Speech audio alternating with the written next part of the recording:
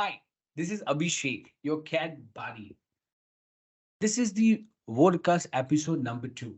As you're aware, we're conducting a month long coding quest where we want to demystify coding because coding is an essential life skill. That's what we're looking at currently. And who could be more better than the industry veterans who have spent years honing their skills? So, as part of that, today I have the episode number 2 where I have this privilege of interviewing Vani Suria Prakash. Vani Suria Prakash has been in the IT industry for a decade and a half. It's like 15 years. She started with an IT organization and currently she's with Nagaro, a group of organization where she's the agile master. Her journey is something that can inspire us and we can learn so much.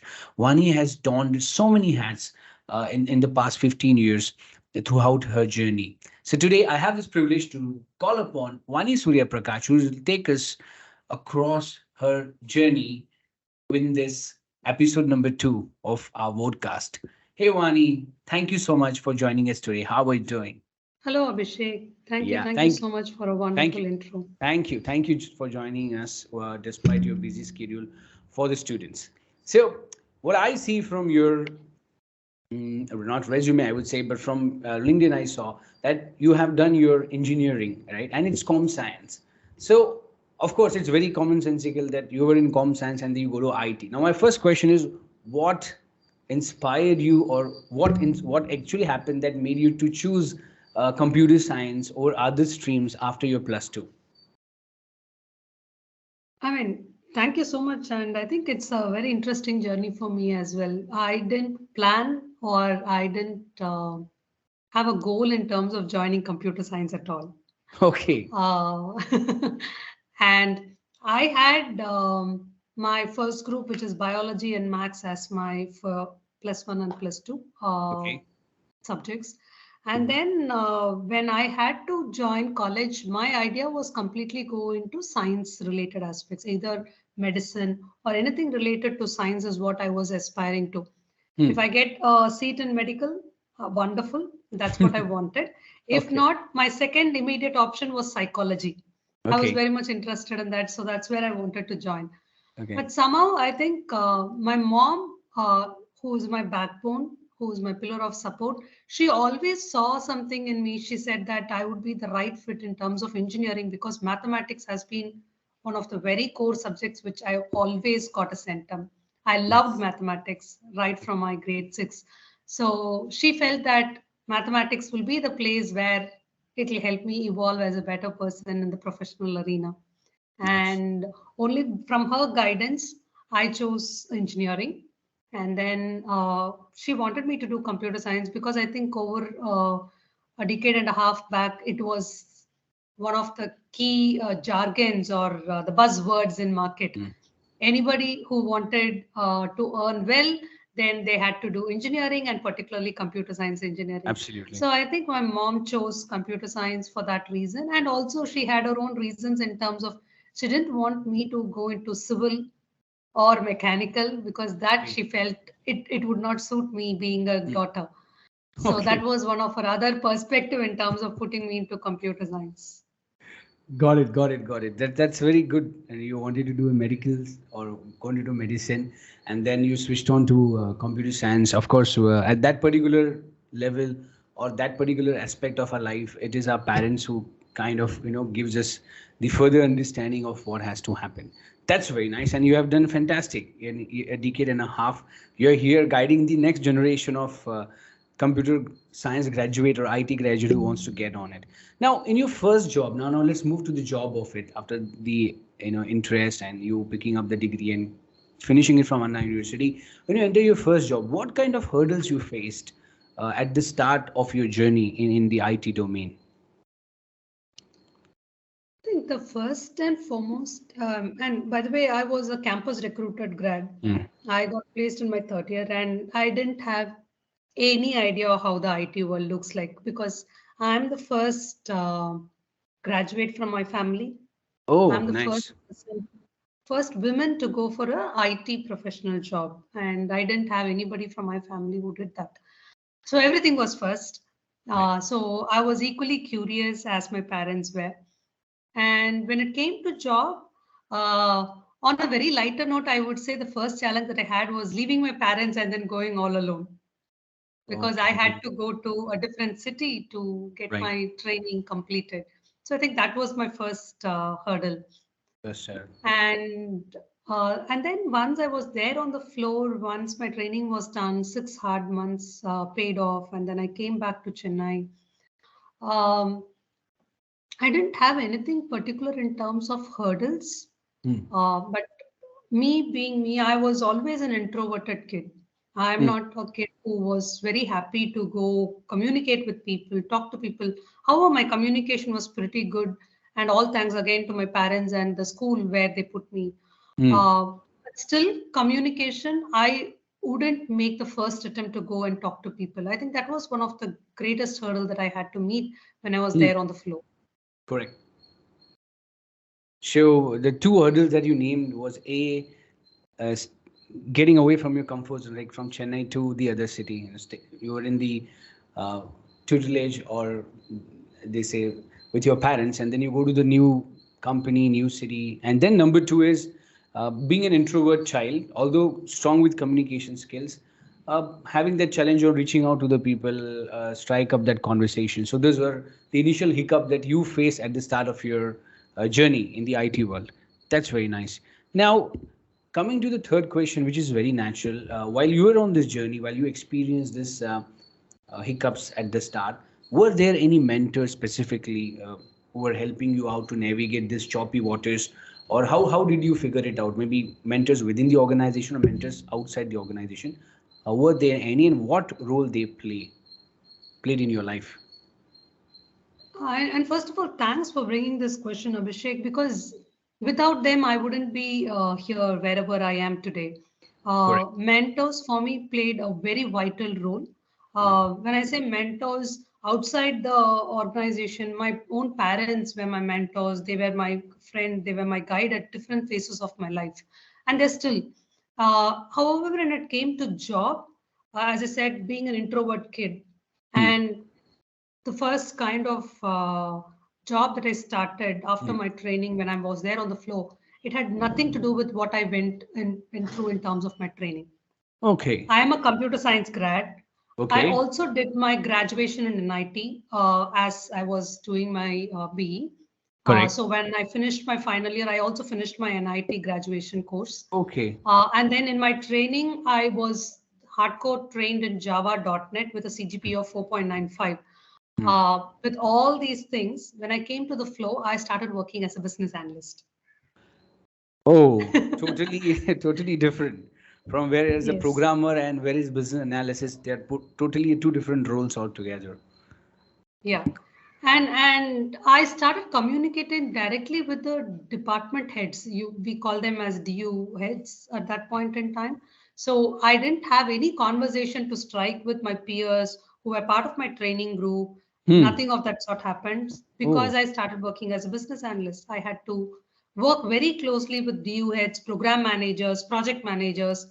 okay. Uh, so that itself was a great learning for me. And my DU head was the best mentor that I had Oh, because he nice. always knew that, okay, this kid is an introvert kid, though I don't voice that out. So wherever, whenever we are in a conversation, we are in a Hmm. discussion at a project level, he voluntarily called me out to share my views so that I don't Nice. shy away or I don't feel nervous. So Nice. he made that first attempt to break my own barriers. So Fantastic. he is my first mentor. Awesome. Awesome. So your parents and then the head of your department who kind of understood you emotionally, because generally what happens is that in organization, if you don't speak out, you're not seen. So it is Yeah. the responsibility of the leadership to understand that there are certain individuals on the team who are not more conversational like other, but that doesn't mean they are anything but less. So to bring that and giving that comfort zone, and also uh, training, I'm sure those whatever conversation that you had with your divisional head or your departmental head would have helped you a lot in your future course of action that you're able to remember today also, and also at the same time missing out on your having communication with your own peer group. As you said, you're directly at the start itself, you're talking directly to the departmental heads and not able to talk to your own people in a vertical way. That also sets out its own pluses and minuses. I'm sure you would have navigated that. There are a lot of other things would have happened. No, in that way, I think I was blessed to have mentors throughout my career. So, starting the career, I had a due head. Then, when I switched my job, I had people who actually saw the potential in me. They again switched my role from a business Wow. analyst to a full time Scrum Master. Though I Huh. did wear multiple hats in terms of BA and Scrum Master. Mm. However, my mentors were the people who saw the potential, who felt, okay, it is Mm. good if I start doing 100% or full time Scrum Master role rather than doing dual roles. So they gave me that opportunity. And when I had to travel, it was my mentor who actually created that opportunity, who said, okay, you'll have to switch project in order to travel. Mm. Absolutely okay. I'll take care of whatever Vani is doing right now, and Mm. I'll make sure that she's available for the other projects. So my mentors were so supportive Super. throughout my career, and Wow. even today for that matter, where I have Awesome. uh, so-called managers. Mm. Maybe Mm. hierarchically they are managers, but I've always had people who believed in me, who felt, okay, let me give you the space. I want you to do this, Mm. do it however you want. At the Mm. end of the day, this is the result that is expected. And Mm. even if it doesn't match the expectation, they have never yelled at me. They've always trained me in such a way that how could I make it better? Mm. So it was always an open conversation. I wouldn't say everything was 100% rosy. Of course, there were days which were pretty low. There were managers who were not very vocal, who were not very supportive. However, most part of my career, I had good people who have been my mentors throughout. Fantastic. I think the story of mentors is amazing. I mean, making you navigate from Java.NET to the business analysis, and again from there as a Scrum Master, and taking up some portion of your responsibility. They do that's really fantastic. That will only would have empowered you to be like them to your teammates in the future. You see something in them to help them around. So that's really amazing. So Vani, you brought up one beautiful question about you were traveling outside your city. Now that brings me to a very pertinent question. In today's world, we talk about work-life balance. So if any IT person who wants to switch their careers, or maybe they want to start their careers in IT, what would be a tip or what would be an advice that you want to share in order for an individual to strike that work-life balance? See, first of all, I would say have a better planning. Get started with the planning. Because I think most of the time we assume that we are spending so much time at work rather than Right. personal life. So Right. I would say categorize what are the various activities that you want do on a daily basis. How much time do you spend on different things? Hmm. So once you categorize and you start visualizing, you will know which exactly has to be adjusted. Correct. Uh, so it is easier to point out fingers, but everything is neutral until you give it a meaning. So first identify what meaning you wanted to give and then start taking actions towards it. So what you meant is most of the times we assume things that, oh, I'm spending so many hours at work, oh, I'm spending and I don't have a personal time, personal space. But when you really go to the micro level and understand your own schedule of the day, then you actually understand what exactly are you doing. So don't dwell on assumptions and think that it's not. Rather than go to the microscopic level, understand, see your own schedule, how much time you are spending, and then come to the conclusion of work-life balance. Is that what you wanted to say? Exactly. See, because today, if I ask you, how much time do you spend in gadgets, Right, right, right, right, right. Got it. right? Either you will There watch is some no, series yeah, or you will play. right, So what I'm saying is only when you categorize and you really understand, until right. you put it down on papers, you will not know the reality. We will Absolutely, just keep absolutely. the creamy layer and we will feel that, okay, I am working late Mm, hours. mm, So which mm, mm, means I am stretching mm. myself and I don't have Absolutely, a work-life balance. right. But that's not the reality. Yes, I got it. The point. I got the point because many we spend like all of us must spend time on gadgets, but then we don't have any application installed in the gadget. We won't do it deliberately. which will tell us how much time we are accessing. In fact, there are applications which is like which will tell you how much you're accessing social media for how much amount of time. And definitely, let's not let's be honest. You don't go to social media for any professional input. It's purely entertainment. So once you get hang of those minutes and hours, you actually understand that where are you actually going. Is it really the work or is it something else? And just by stretching hours in the evening does not really mean that you're working hard or you're stretching it ahead. It means that maybe you're not able to effectively utilize the time that you come to work for yourself. Got it. Got it. That's a very beautiful insight. I need to introspect ourselves before even thinking and pointing it out. Easy to point out. Okay. Now you have been in IT industry for some good time. What is that excites you about the IT industry? What is that challenge that excites you? Okay, this is what I feel great and I feel like wow, I want to be in this industry. See, everything is new, even though it is the same kind of problem statement that you get as an agile coach or as a scrum master. But the team is different, the client is different, the domain is different. Whatever you have implemented in, say, a company called as XYZ, you will not be able to use the same solution for ABC. It might Correct. not be a direct fit.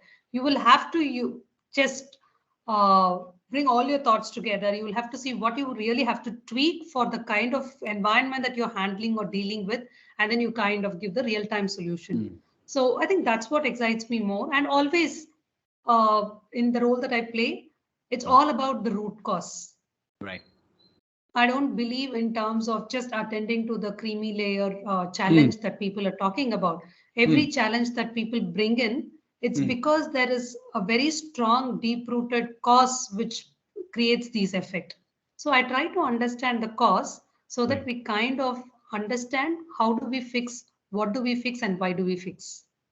Absolutely, absolutely. Although the methodology or approach may be this and the problem is different, and going to the root rather than just addressing at the surface level is the challenge that you love to, love to play, and that keeps you going every day because every day is not the same. Every day there's a new challenge, and most of the times people are addressing it at a surface level. But when you go deep down, the problem lies somewhere else, and we are assuming something else. So that gives it that excitement of Sherlock Holmes, I would say, to find out the root cause, what's happening. Cool. So, True. Vani, what would be the interview advice that you like to give to a fresh graduate who might want to appear for the interviews for the IT companies? What are the, if you were an HR recruiter or if you were a person who's going to hire, what is that you are looking out in the people and what that they should prepare and come, or what is that they should cultivate? See, I'll answer this in terms of two aspects, Abhishek, because you did ask me one, but I'm going to give you two. Go ahead. First of all, have a very strong preparation because the prep phase is very, very important. Be it preparing your resume with respect to the job description. What exactly is a job description all about? Nice. Just start narrowing it down. You might know 10 different things, but the job description requires only two things. Right. So hone your skills on those two aspects. Prepare your resume on those two things so that you kind of help the interviewer also focus on that particular aspect, see whether you are suitable for this particular role, and it will Right. be easier for them also to make a judgment. So Absolutely. that's preparation phase. Number And the one. second thing I would say is be candid and honest in terms of Nice. answering the questions. Even if it is a don't know, why don't we be ready to say I don't know? Absolutely. Absolutely. You're a fresh grad. It is okay to not know certain things. Even if you're experienced, it is not necessary that you should know everything and anything, right? So it Absolutely. is always okay for us to not know certain things. So be honest and candid, saying that I don't know about this and I would like to know about it more. Absolutely. I love the first point. Most importantly, as you said, that tailor making your resume to suit to the job description that has been asked for. Generally, most of us have the thing that we have a template, we have a resume ready, and we send it across to everyone. We don't even bother to read the JD and try to see whether do we have, as you rightly said, make the life of interviewer easy so that they actually know that do you have that what they're looking out for. Otherwise your resume may not even get shortlisted because you're sending an ambiguous resume with ambiguous qualities which they are not even looking at. So most importantly, figure out what is the job description, what is expected, and have you mapped that on your resume. Once that is done, you're making the life of the person easy there. And number two, as you rightly said, if you don't know something, say don't know. Don't try to um, make up the answers, because you will get caught for sure, and that will show so much negativity about you. It's easier to say no, I don't know, and then to get the answer. People love to I know, in my experience also, when I have got interviewed, or when I have interviewed people, I also feel when people say, it's being like human being. I mean, you're not a Google that you need Yeah. to know everything. Especially with freshers, we're expecting that you don't know. How can you know everything? Then you won't be a fresher anymore. Fantastic answer. I love that. Three essential soft skills that you want this freshers to have. What those three essential soft skills would be? Um, the first and foremost, I think communication and collaboration. Communication. Even if you're an introvert, try to start working in terms of how do you start a conversation, or how do you make yourself feel that you're included. Nobody else is going to make you feel inclusive. Right. I was lucky enough to have one DU head, but the DU head cannot travel with me everywhere, Right. right? There are also situations where I had to make myself feel inclusive. So start working on that aspect. Right. I'm not saying shift from an introvert to extrovert. Tomorrow morning, wake up and then you become an extrovert. That is never going to happen, Right. right? Minimally, how you could strike a conversation, how you could be part of the group rather Right. than staying siloed. So that is in your hands. Number two, I think start planning things better. I know planning as such is not a hard skill or a soft skill, but it is a skill that is really required, which also will answer your question in terms of work life balance. If you don't plan things better, you're not just screwing your life, you're also screwing others' life. Correct. Correct. Okay? Because the project has a deadline. People might be expecting something because of no proper planning, you have not completed. Somebody else has to get an answer to answer somebody else. So there are Right. a lot of things that has to. So plan it so that you're making your life beautiful and also the other's life beautiful and merrier. Amazing. The third So that is one. the second thing. Yeah. Third thing I would say is, again, it's not a soft skill per se. I would say enjoy what you do. That is the Enjoy. important skill that you will have to develop. If you Correct. don't enjoy, Hmm. please be open enough to say that this is not my cup of coffee. Wow. Okay. Nice. I mean, I prefer coffee, so I'm saying coffee. If Okay. you prefer tea, you can say it's not your cup of tea as well. Correct. So these are the But three at things. some point, yeah, at some point you'll have to draw that line in terms of Hmm. telling people, more importantly, telling yourself that you don't have to do this. Correct. Just don't go only by the dollar value, the paycheck that you get by end of the month, Right. and you're actually sabotaging yourself, and also you're putting other people in pain, because you not enjoying that will start showing in the quality of work that you deliver or the outcome that you're generating. So if you don't enjoy, then that's not the place where you will have to be. And when I Fantastic. say that, be very mindful that you don't keep switching the job every single month or every 10 days once. That's not the intent as well. Yeah. So three things. A, collaborate and communicate. Not every time you'll be blessed with a leader that would kind of empathize and understand you. Have that ability to have a conversation, at least the minimum level of conversations to feel included. Number two, plan. I remember a very beautiful quotation: "Failing to plan is planning to fail." So you may love failures, but others may not, and you will contribute. It's a team game at the end of the day. And in software, basically an application or an IT industry, everything is a team game. If you delay something, it's a relay. Something else is going to get affected at the end of the day. So make sure that that's really not a small thing. It's a big thing. That's why we had a planning, even to plan a nation. We had a planning commission at the start. So it's definitely not an easy capability, but start doing it, and it start right from where you are. It's not that only when you enter the office you plan. Planning is something that happens right from as a child you go. That's why in schools we have periods, history and geography and political science or whatever. It's not that suddenly somebody comes, or today I feel like taking English, so I'm going to take 2 hours. So planning is a very essential component, number two, as you said. And thirdly, enjoy what you do, because if you're not able to enjoy what you do, you cannot continue in something that you hate. Because hate or you don't like, you're not able to enjoy. Every day it's very important that you enjoy. Find out and be honest to yourself that if you don't enjoy it, you should have the courage to leave it. But that does not necessarily mean that you hop jobs. That is very different. Enjoyment means if you love something to do, you do it. Jobs can change, but that domain has to be the one that you really love to do it or enjoy doing it. So thank you for those three tips.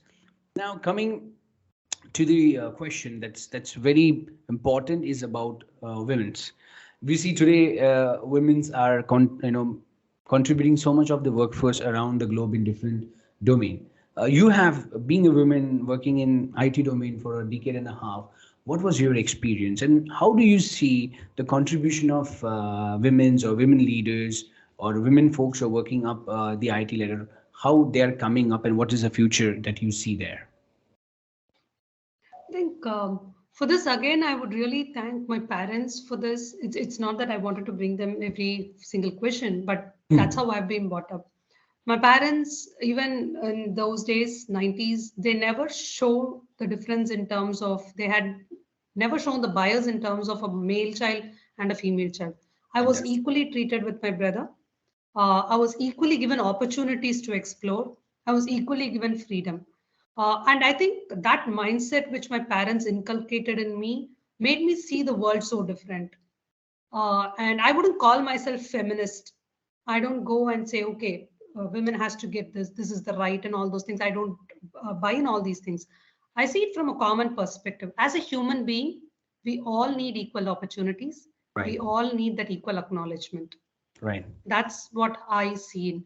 So in IT, of course, I've seen people who wanted to leave their job, leave their career just because they're getting married, just because they wanted to have a kid, and all those aspects, right? Right. So my 2 cents would be, see what situation you're coming from. If your Right. situation demands for you to leave your career and then take care of your family, absolutely that's your top priority. Please do not go and say, I'm a woman, I have to work, I need independence, and don't screw your life. Okay. So don't do that.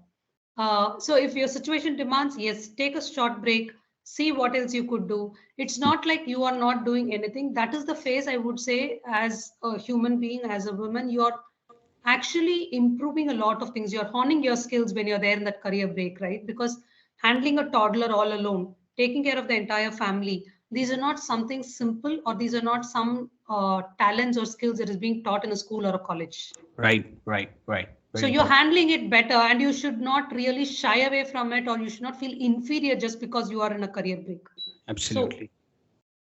take it with a pinch of salt, see what your situation is. And if your situation is absolutely fine, where you're able to manage, where you kind of get the right support to balance everything, please feel free to continue your job. Fantastic. Aspire for things. Nobody is going to stop you. And do not make an assumption that my partner will not support me, my in laws will not support me, my parents will not support me.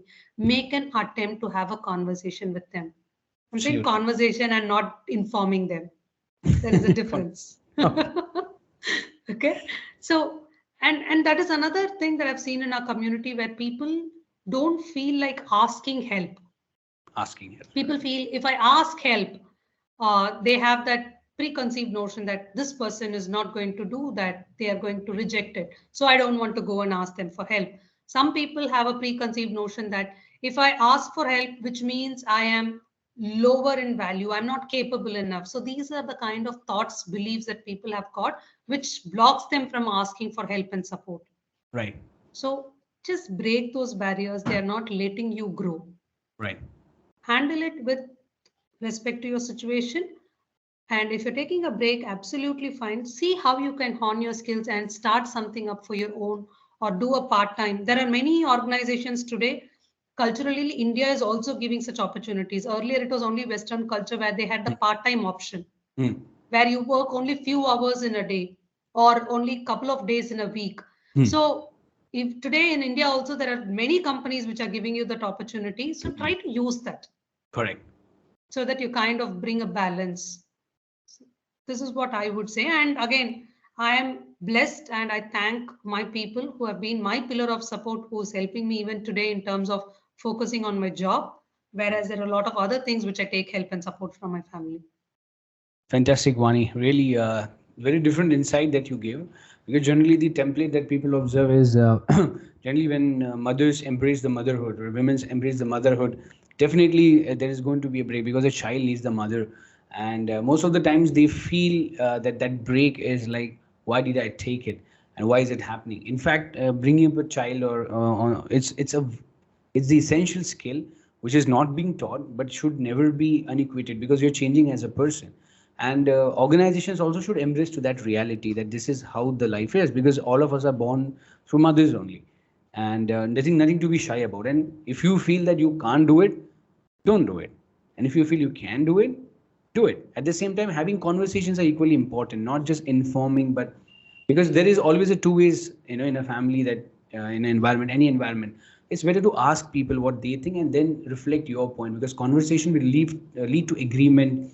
But information, just by sharing information, won't lead to agreement, will definitely lead to conflict and disagreement for sure. Exactly. And then in future this will repeat. So very important to understand that whatever you want to do it. And at the same time, the very important pertinent point that you brought, that India is also embracing to the aspect of having part-time uh, employees in IT domain, which was earlier not there. So if you are a woman and if you're a mom, you can do that. Or for whatever, even if you're not a mom, you want to work for certain hours, you can still take those opportunities in hand. In fact, work from home has even brought things easier for a lot of folks like that. So yeah, thank you so much for this beautiful last piece of information about a women, because you have spent a considerable amount of time in the industry and you understand things because you've seen it through your eyes and you've experienced that it is. And yeah, your parents, of course, you're not bringing them in, but they are part of your conversation because they're part of your journey, because they have mentors. And that's why it comes unconsciously, because it is what it is, because they have born you and brought you up like there is no difference between you and your brother, as you rightly said. So yeah, that's pretty much it, and they will naturally come. So Vani, just to sum up, about our conversation today, about your journey, amazing, coming from the where you wanted to go in medicine, and you came to com science, and then you started your journey. Your mentors, specifically your division heads, department heads, the gentleman was able to understand you and bring out that introvert from you, so that you can contribute towards the team. Also taking up certain things on your behalf, and also seeing the certain things that you can do. And like scrum master, that navigating to there, it was because they saw something in you, blessed with those mentors, including your parents. And also sharing those quintessential tips for anybody who wants to hone their skills, like communication and collaboration, and enjoying your work, which is very essential. At the same time, being very upfront to tell if you don't know anything. And most importantly, being a woman, understanding how the women folk works, or what's the women workforce, how they operates, and their challenges, and how to navigate through these challenges. So it was a very honest conversation, I would say. I really enjoyed it, and I'm sure our listeners today, who is listening or watching this podcast, they also would have got such good, amazing piece of information. Everything that you said, every answer, they were pretty much practical, especially the one thing about the planning part you said, and also when the interviews part that you said. So they were very important, more than advices. These are life experiences which you had through a decade and a half. So if anybody is listening, you have literally compressed that into 30 minutes of conversation of around a decade and a half of experience. So Vani, I really would like to thank you on behalf of the CAT Center, and also on behalf of me. Despite your busy schedule today, you hopped on for a quick podcast, and yeah, we are all enlightened in a way, and I have my personal takeaway, and I'm sure the listeners and viewers have theirs. Thank you so much. Thank you, Abhishek. As always, the pleasure is mine talking to you, and hope this helps the listeners as well. Thank you so much. Absolutely, absolutely. Thank you, Vani.